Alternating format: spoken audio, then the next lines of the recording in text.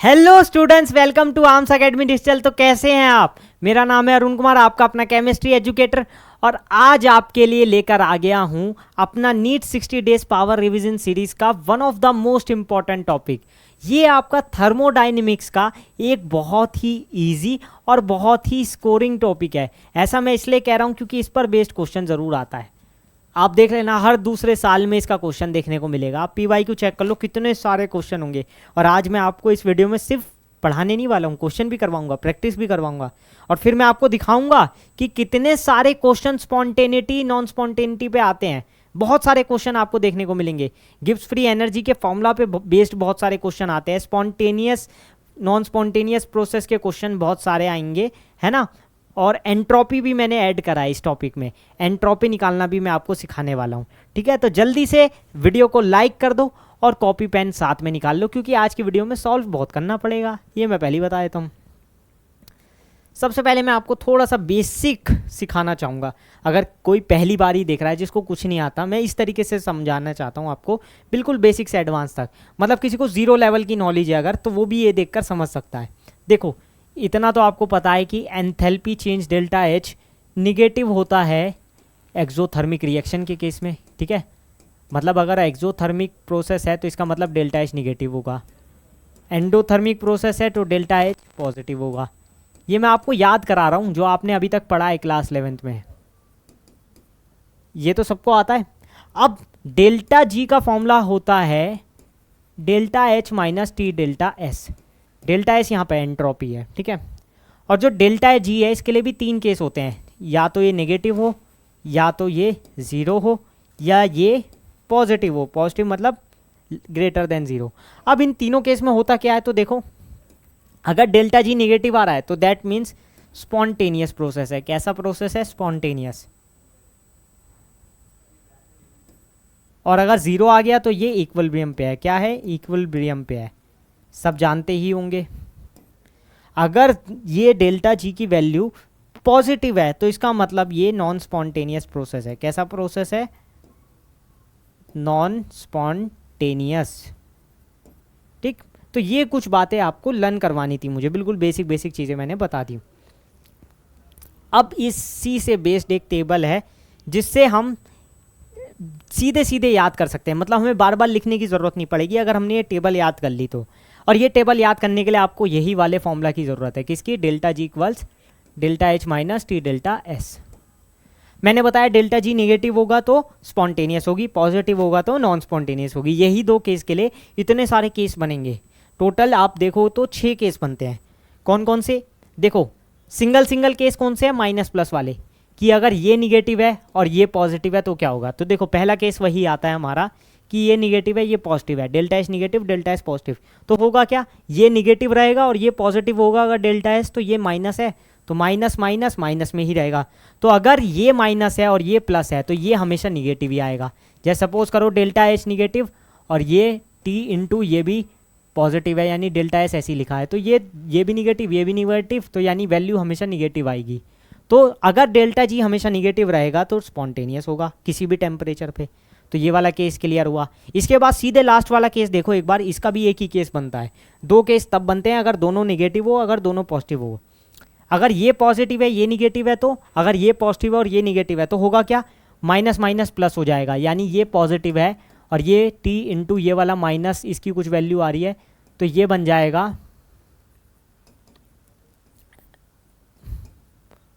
Positive. क्यों? ये positive हो जाएगा।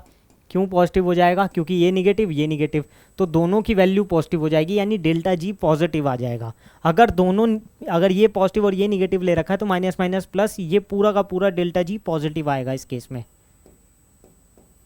इस केस में डेल्टा जी निगेटिव आता है, तो इसीलिए स्पॉन्टेनियस था। और जब delta G greater than zero आ जाए, यानी पॉजिटिव आ जाए, तो ये नॉन स्पॉन्टेनियस हो जाएगा सभी टेम्परेचर पे। तो ऐसे आप समझ के चलो। अब मेन बच्चा फंसता है ये वाले दो केसेस में, कि अगर दोनों माइनस है या दोनों प्लस है तो क्या होगा। तो इस केस में दो केस बनेंगे। कौन से केस बनेंगे वो मैं बताता हूँ। अगर देखो ये भी माइनस है, ये भी माइनस है, तो क्या आएगा? ओवरऑल माइनस ही आएगा। ओवरऑल क्या होगा? माइनस ही आएगा। लेकिन एक चीज़ है जो गलत हो सकती है। एक चीज़ है जो गलत हो सकती है। क्या गलत हो सकती है? सपोज करो ये माइनस और ये माइनस माइनस प्लस हो गया, तो अगर ये इसकी वैल्यू डेल्टा एच की वैल्यू इससे ज़्यादा है तो नेगेटिव आएगा। उस केस में तो ये स्पॉन्टेनियस हो जाएगा। कब? जब टेम्परेचर की वैल्यू क्या हो? कम हो। अब आप कहोगे टेम्परेचर की वैल्यू कम हो, समझ नहीं आ रहा। देखो ऐसे समझो, सपोज करो ऐसे लिखा था delta G equals delta H minus T delta S, है ना, और दोनों निगेटिव है, दोनों निगेटिव है, तो माइनस माइनस प्लस हो गया, तो minus delta H plus T delta S. तो माइनस वाला ज़्यादा होगा, अगर डेल्टा एच ज़्यादा होगा टी से तो ये निगेटिव आएगा। लेकिन अगर टेम्परेचर हाई ले लूँ, टेम्परेचर हाई ले लूँगा तो इसकी वैल्यू ज़्यादा हो जाएगी, और पॉजिटिव वाला ज़्यादा होगा तो पॉजिटिव आ जाएगा। तो यहाँ पर केस बनेगा हाई टेम्परेचर और लो टेम्परेचर वाला, यानी लो टेम्परेचर लेने पे डेल्टा जी क्या आ रहा है? निगेटिव आ रहा है, तो उस केस में तो स्पॉन्टेनियस है, उस केस में तो स्पॉन्टेनियस है। लेकिन जैसे ही हाई टेम्परेचर लूँगा तो पॉजिटिव वाली साइड ज़्यादा हो जाएगी, तो डेल्टा जी पॉजिटिव आ जाएगा। ऐसे समझो ना, इसको ऐसे समझो। सपोज करो इसकी वैल्यू 2 है और इसकी वैल्यू 5 है टोटल की, तो क्या आएगा? 3 आ जाएगा। 5 माइनस 2 3, प्लस वाला ज़्यादा होगा तो प्लस आएगा। लेकिन वहीं पर अगर मैं इसकी वैल्यू -5 ले लूँ और इसकी वैल्यू 2 ले लूँ, तो अब माइनस वाला ज़्यादा है तो क्या होगा? -3 आएगा। तो सिंपल सी बात है, अगर इसकी वैल्यू ज़्यादा होगी तो पॉजिटिव आएगा, इसकी वैल्यू नेगेटिव वाले की ज़्यादा होगी तो नेगेटिव आएगा टोटल। ठीक है, तो इस तरीके से आप समझ लो। अगर दोनों पॉजिटिव है तो क्या होगा? अगर दोनों पॉजिटिव है तो बिल्कुल सिंपल है, तो ऐसे ही रहेगा। दोनों पॉजिटिव है तो ऐसा ही रहेगा। डेल्टा एच की वैल्यू ज़्यादा होगी अगर टेम्परेचर के मुकाबले, यानी टेम्परेचर लो लेंगे, अगर डेल्टा एच के कंपैरिजन में टेम्परेचर लो लेंगे तो लो टेम्परेचर पे डेल्टा जी पॉजिटिव आता है, लो टेम्परेचर पे डेल्टा जी पॉजिटिव आएगा, तो यानी कि क्या होगा वहाँ पर? Non spontaneous. लेकिन अगर वहीं टेम्परेचर हाई ले लिया तो माइनस वाला ज़्यादा हो गया, डेल्टा जी माइनस आ जाएगा, तो क्या होगा? डेल्टा जी लेस देन 0 आ जाएगा, यानी कि ये स्पॉन्टेनियस हो जाएगा। ये थोड़ा सा समझना डिफ़िकल्ट है, लेकिन अगर आपने ये समझ लिया ना तो बस फिर कोई दिक्कत नहीं आएगी, फिर कोई दिक्कत नहीं आएगी। ठीक है ना। अब क्वेश्चन इस पर बेस बहुत इजी आते हैं। जैसे वाला देखो, for a given reaction delta H equals to this and delta S equals to this, the reaction is spontaneous at, ये देखो 2017 में आया हुआ क्वेश्चन है, बहुत ही आसान सा क्वेश्चन है। यहाँ पे मुझे कुछ वैल्यूज़ देकर ये पूछा है कि किस टेम्परेचर पे हमारी जो रिएक्शन है वो स्पॉन्टेनियस होगी। सबसे पहली चीज़, रिएक्शन स्पॉन्टेनियस होती है जब डेल्टा जी नेगेटिव आए। अब वैल्यूज़ क्या क्या दी हुई है? डेल्टा एस दिया है 35.5 किलो जूल, किलो जूल मतलब 10⁻³ जूल पर मोल है। ठीक है, और डेल्टा एस की वैल्यू गिवन है 83.6 जूल पर केल्विन। ठीक है, यहाँ तक क्लियर है? जूल पर केल्विन मोल। हाँ, अब देखो डेल्टा जी होता है हमारा delta H minus T delta S, इसकी वैल्यू उठा के यहाँ रख दो, तो delta H minus T delta S क्या होगा? लेस देन 0 होगा। क्यों? क्योंकि डेल्टा जी तो लेस देन 0 लेना है हमें, स्पॉन्टेनियस प्रोसेस के लिए यही होता है ना। तो यहाँ से देखेंगे अगर तो क्या होगा? डेल्टा एच की वैल्यू रखो, वो सॉरी टी हो जाएगा हमारा delta H upon delta S, ऐसे आ जाएगा। क्योंकि देखो इसे उधर लेगा टेम्परेचर को, डेल्टा एच अपॉन में डेल्टा एस आ गया। तो यहाँ पर ध्यान से अगर देखो डेल्टा एच की वैल्यू है 35.5 इंटू 10⁻³, थोड़ा सा कैलकुलेशन करनी ही पड़ेगी ये वाले में, और डेल्टा एस है 83.6। इसको थोड़ा सा आपको सॉल्व करना पड़ेगा, थोड़ा सा। जैसे इसको इससे मल्टीप्लाई करने के लिए यहाँ 10 से मल्टीप्लाई कर लो, तो 83.6 355 ऐसे कुछ मान के अगर करो तो ये कुछ आएगा 4.2, कुछ 4.2 इंटू 100 भी है तो 420 के आसपास कुछ आना चाहिए। 420 के आसपास क्या आ रहा है यहाँ पे? हाँ, एक ही बन रहा है 425 वाला, तो हाँ ये 425 ही रहा होगा। तो ऑप्शन ए हो जाएगा सीधे सीधे। ठीक है, पूरा सॉल्व करने की बजाय आप कई बार ना ऑप्शन से सेटिस्फाई कर सकते हो। थोड़ा बहुत क्या है कि नीट वाले बच्चों को ना कैलकुलेशन में दिक्कत आ जाती है, वो उतना अच्छे नहीं होते हैं कैलकुलेशन में। जेई वाले दूसरी तरफ कैलकुलेशन में बहुत अच्छे होते हैं, कैलकुलेशन में वो मास्टर कर लेते हैं खुद को। अब देखो ये सेकंड क्वेश्चन देखते हैं, ये आपका 2010 में आया हुआ है। For vaporization of water at 1 atmospheric pressure the values of delta H and delta S are this 40.63 and 108.8 respectively. The temperature when gives any energy for this transformation will be 0। तो होगा क्या यहाँ पर देखो, डेल्टा जी ज़ीरो आना चाहिए, और delta G की वैल्यू होती है delta H minus T delta S. और यहाँ पर वैल्यूज़ गिविन है हमें, डेल्टा एच और डेल्टा एस दोनों की वैल्यू गिविन है। क्या क्या गिविन है? डेल्टा एच यहाँ पर गिविन है 40.63, डेल्टा एस गिविन है, मैं यूनिट्स नहीं लिख रहा हूँ जल्दीबाजी में, ठीक है, लेकिन आप ज़रूर लिखना जूल पर केल्विन, ठीक है, या छोड़ो नहीं लिख रहे हैं तो किसी की मत लिखो। अब सिंपली इसको सॉल्व करो। क्या करना है, यहाँ पर उठा के रख दो, डेल्टा जी हो जाएगा 0 इक्वल्स टू डेल्टा एच की वैल्यू 40.63 माइनस 108.8 इंटू टी, ठीक है, इंटू टी, क्योंकि डेल्टा एस इंटू टी होता है ना, यहाँ पर से देख लो, तो ये कर दिया। अब इसको इधर ले जाओ तो टी आ जाएगा मेरा 40.63 डिवाइडेड बाय 108.8। इसको सॉल्व करो इसको। अच्छा ये किलो में है ना, किलो में है तो यहाँ पर 10 की पावर 3 भी होगा, ये चीज़ तो हमने देखी नहीं। एक सेकेंड, हाँ 10 की पावर 3 माइनस टी इंटू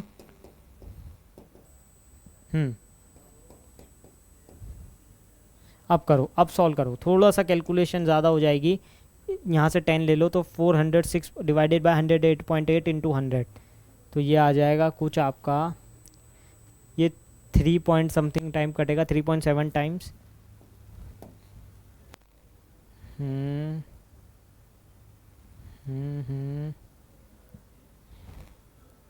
ठीक है, 3.73 इंटू 10 की पावर 2 कुछ आएगा। अगर मैं 10 की पावर 2 की भी मल्टीप्लाई कर देता हूँ तो 373 कुछ आएगा, तो 373 के आसपास एक ही आ रहा है, ऑप्शन डी केल्विन में, ठीक है। थोड़ा सा देखो क्या है कि कैलकुलेशन वाला पार्ट आप खुद भी देख लो, क्योंकि कैलकुलेशन थोड़ी सी आपको खुद भी देखनी पड़ेगी, है ना। मैं कहाँ तक करूँगा, ऑब्वियस सी बात है, मैं भी कहाँ तक करता रहूँगा, तो थोड़ा बहुत आपको खुद से भी करना होगा, है ना, कैलकुलेशन वाला पार्ट। और इतना तो यार मैं एक्सपेक्ट कर ही सकता हूँ आप लोगों से ना, कि आप एटलीस्ट कैलकुलेशन तो कर ही लोगे। बोलो कर लोगे कि नहीं कर लोगे, ठीक है ना। तो थोड़ा सा देख लेना आप कैलकुलेशन में, अगर मिस्टेक हो, ये हो सकता है या यही हो सकता है, ये दोनों तो नहीं हो सकते, ऊपर ए और बी, ठीक है ना। कैलकुलेशन वाला पार्ट इसलिए मैं आपके ऊपर छोड़ता हूँ, अगर इसका आंसर कुछ और आ रहा हो तो बताना। नेक्स्ट देखो, the values of delta H and delta S for the reaction C graphite plus CO2 gives 2CO are 170 kilo joule and 170 joule per kelvin inverse respectively. The reaction will be spontaneous at, ये भी वही type का question है, देखो सारे वही type के question आ रहे हैं, ये 2009 में आया है, तो एक ही टाइप के क्वेश्चन बार बार आ रहे हैं, आप अगर यहाँ ध्यान से देखो तो, ठीक है। तो हमें रिएक्शन दी थी C प्लस, ये रिएक्शन हम लिख ही क्यों रहे हैं, रिएक्शन लिखो ही मत, डायरेक्टली आपको गिवन तो है, डेल्टा एच कितना है 170 इंटू 10 की पावर 3, और डेल्टा एस कितना है 170, ठीक है। और मुझसे पूछा रिएक्शन स्पॉन्टेनियस किस पे होगी, तो डेल्टा जी लेस देन 0 आना चाहिए, और ये मैं पहले भी करवा चुका हूँ, टी होना चाहिए हमारा delta H upon delta S. ये मैं ऐसे डायरेक्ट क्यों लिख रहा हूँ, क्योंकि अभी थोड़ी देर पहले हमने ये वाला क्वेश्चन किया था, कहाँ पर, हाँ ये वाला। तो देखो यहाँ पर भी स्पॉन्टेनियस के केस में हमने ये लिया था ना, temperature delta H upon delta S से हाइयर होगा, तो वही यहाँ पर लिख दो डायरेक्टली, अब बार बार सॉल्व करने की ज़रूरत ही नहीं। डेल्टा एच है 170 इंटू 10 की पावर 3 डिवाइडेड बाय 170, ये तो डायरेक्टली कैंसिल आउट हो गया यार, ये तो बहुत आसान था। टी आ जाएगा आपका greater than 1000 kelvin, greater than 1000 kelvin का मतलब है ये होगा 1110 केल्विन, 1110 केल्विन, ठीक है। ये आप चेक कर सकते हो, और चेक क्या करना है ये तो आपको पता ही होगा, है ना। थोड़ा बहुत कैलकुलेशन में हो सकता है कि मिस्टेक हो, लेकिन यहाँ पर मिस्टेक की ज़रूरत नहीं, 1000 केल्विन से ज़्यादा वाला बताना था, एक ही ऑप्शन था बस। अब आ जाते हैं हम अपने एक और टॉपिक पे जिसका नाम है एंट्रोपी चेंज। अब एंट्रोपी चेंज जो है ना बहुत ही ईजी है, मैं आपको बताऊं, एंट्रोपी चेंज कैलकुलेट करने में कुछ भी नहीं है, सिर्फ और सिर्फ थोड़ा बहुत भी अगर आपको आता होगा, थोड़ा बहुत का मतलब ये समझ के चलो आप,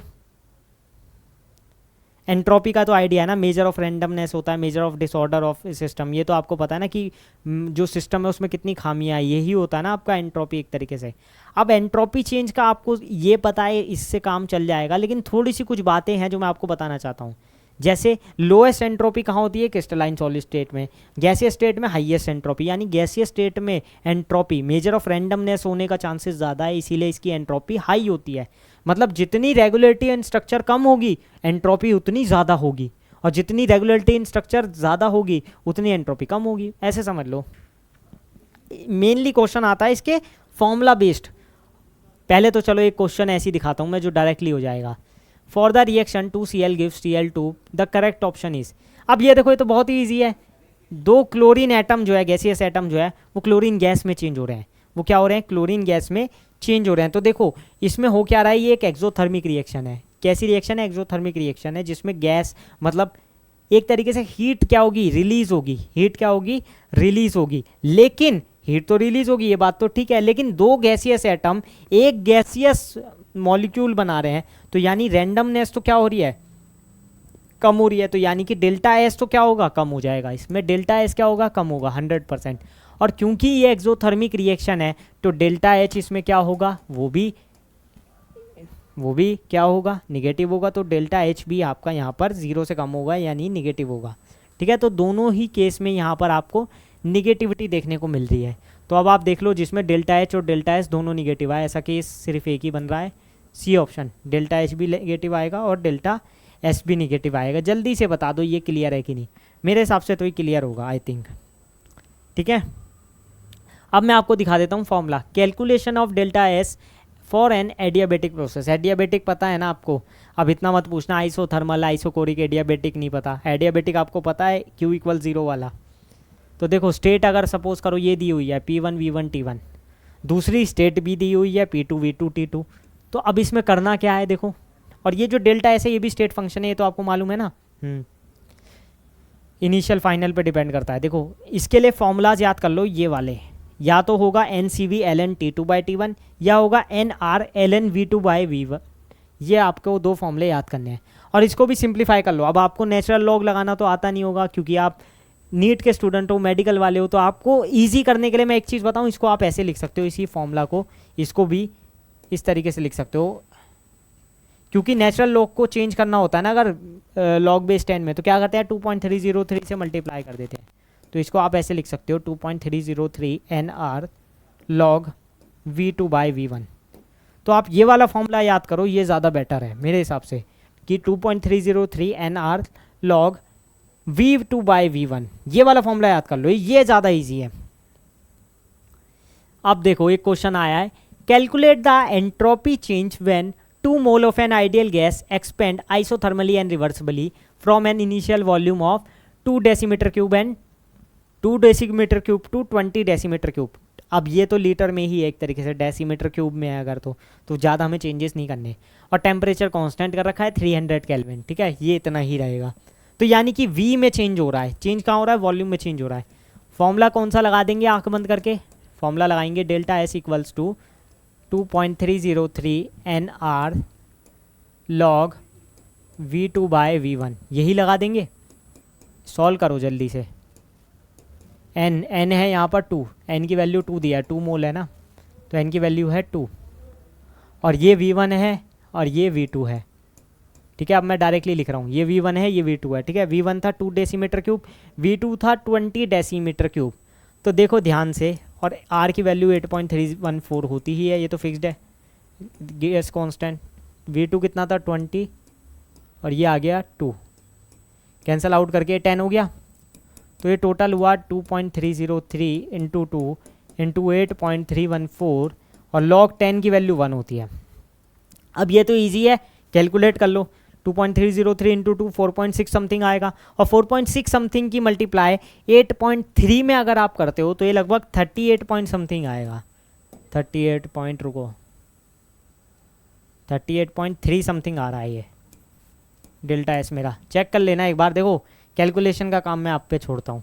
ठीक है, कैलकुलेशन का काम मैं आपके ऊपर छोड़ देता हूँ, वो आप करके बताना कि क्या सही है क्या गलत है। हल्का फुल्का कैलकुलेशन मिस्टेक हो जाता है, वो चलता है, लेकिन आपके ऊपर ये जिम्मेदारी है। अब ये आपको मैं टास्क दे रहा हूँ, सारे के सारे जितने भी आंसर आए उन सबकी कैलकुलेशन एक बार आप चेक कर लेना। हल्का फुल्का फ़र्क है, अगर अप्रॉक्सीमेशन लिया है, सपोज करो इसका आंसर आपका 38.2 समथिंग आ रहा है, तो हम 38.3 लिख सकते हैं, कोई दिक्कत नहीं है। या 38.35 कुछ आ रहा है तो भी 38.3 लिख सकते हैं। 0.1 तक का अप्रोक्सीमेशन चलता है, क्योंकि ये आपका MCQ बेस्ड नहीं है ना, ये तो आपका एक तरीके से सब्जेक्टिव क्वेश्चन उठाया तो इसमें इतना चलता है। लेकिन जो MCQ बेस्ड है उसमें भी आप एक बार चेक कर लेना, जो भी आंसर्स हैं आपके ये सारे एक बार कंफर्म कर लेना, ठीक है। तो इसी के साथ ये ख़त्म होता है आपका। आई होप आपको ये वीडियो अच्छी लगी होगी। अगर आपको ये वीडियो अच्छी लगी तो लाइक, कमेंट एंड शेयर ज़रूर करना, और मिलते हैं फिर ऐसी नेक्स्ट वीडियो में। तो तब तक के लिए thanks for watching and stay tune with us.